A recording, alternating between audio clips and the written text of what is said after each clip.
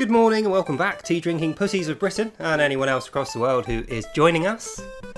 I am also a tea drinking Britain pussy today, and the reason is I want to go through what happened in my Crown Court case a few days ago. So those of you who watch my channel know someone tried to kill me last year outside of my door based on religious and ethnic persecution because I have Jewish ethnicity and a Christian faith, and he snuck up behind me and battered my head with a metal bar several times, tried to choke me with the strap of my bag, and after a 10-minute struggle was out of breath and basically gave up and ran away.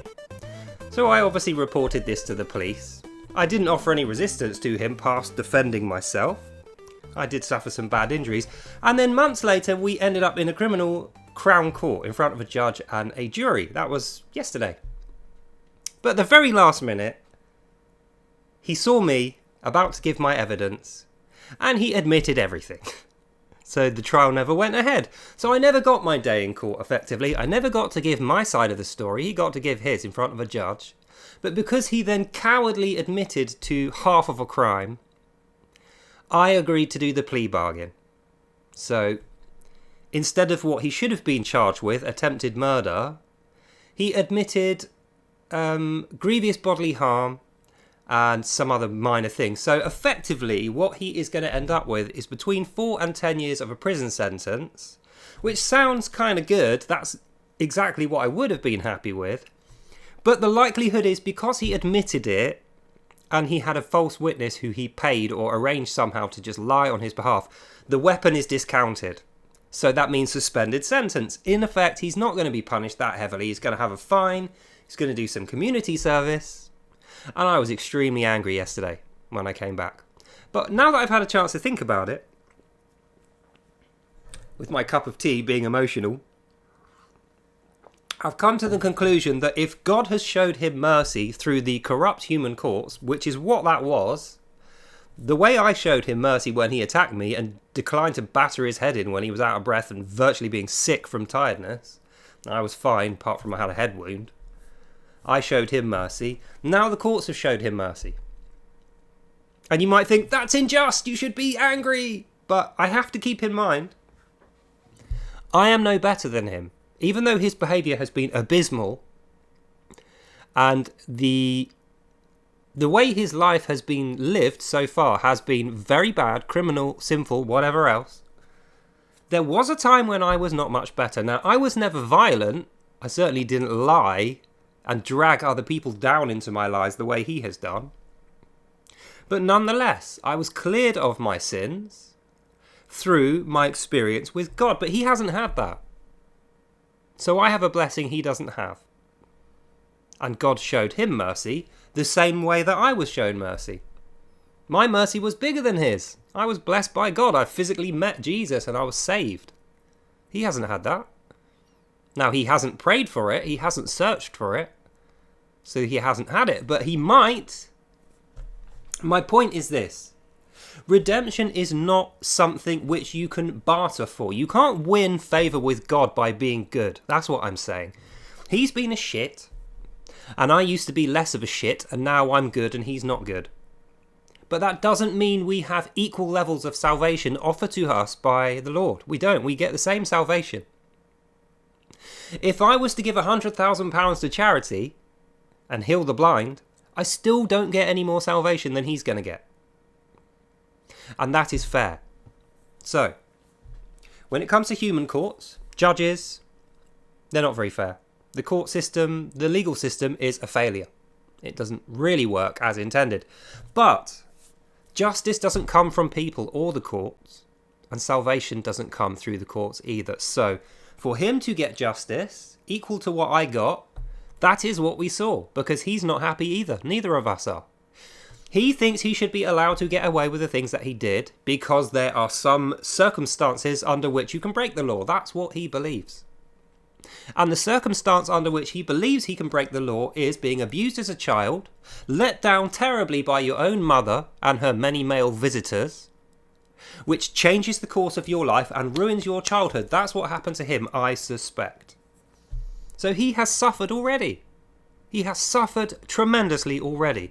And when I keep that in mind, I'm glad that he's going to get a suspended sentence, quite happily, quite honestly. Why should he suffer more for the crimes committed by his mother? Why should he suffer my rage at an unjust decision in the courts when it was other people who made that decision based on the lies of a false witness? Surely they should be punished for their lies, for their injustice. He has been punished for the thing that he did. He even admitted it, and I have to keep that in mind. Otherwise, I am no better. So, my point in conclusion is this. When you are faced with injustice, even if it takes you months and you go to a Crown Court expecting that you're going to get a favourable judgment and you don't get it, it's fair. That's what I've realised.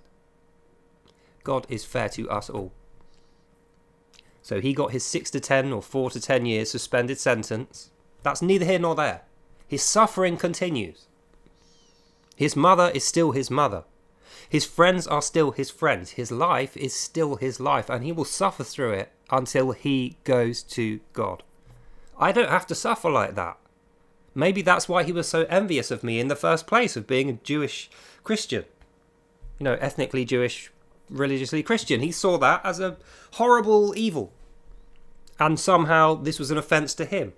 Maybe if he had the peace I have, which I did nothing for, maybe if he had the salvation that I was granted, the blessings that I have been given freely and I didn't deserve them, maybe then he wouldn't be so angry. That's his suffering. That's his cross to bear.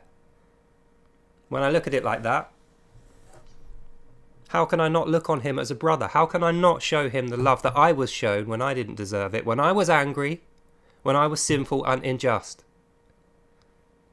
I would be no more of a hypocrite if I did that. So, I show him love.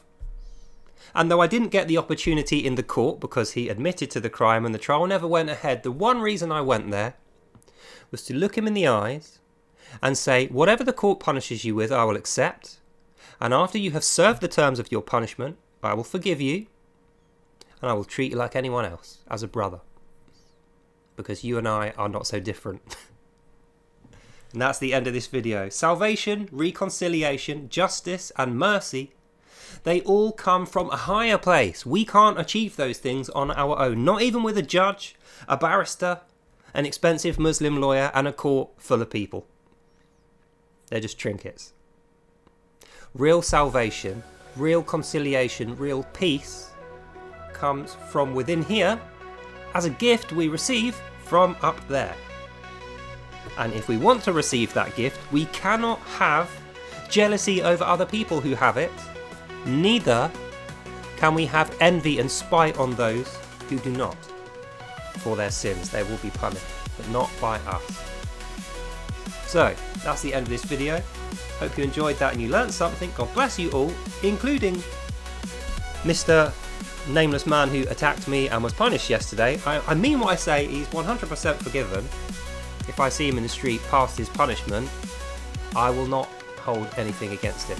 And I really hope that's the message you took from this today, is if you want to be forgiven and saved and reconciled with heaven, you can't deny it of anyone else, even people who have committed violence against you. You must forgive them. Otherwise, you don't have any faith. So, that's the end of this video. God bless you all, and I'll see you lovely people in the next one. Bye now. So, like it or not, all's well that ends well, and justice, in a way, was served, but I still rely on God for real justice and true peace, and I hope that you do as well. God bless you all, have a lovely day, and I'll see you beautiful people in the next one. Bye!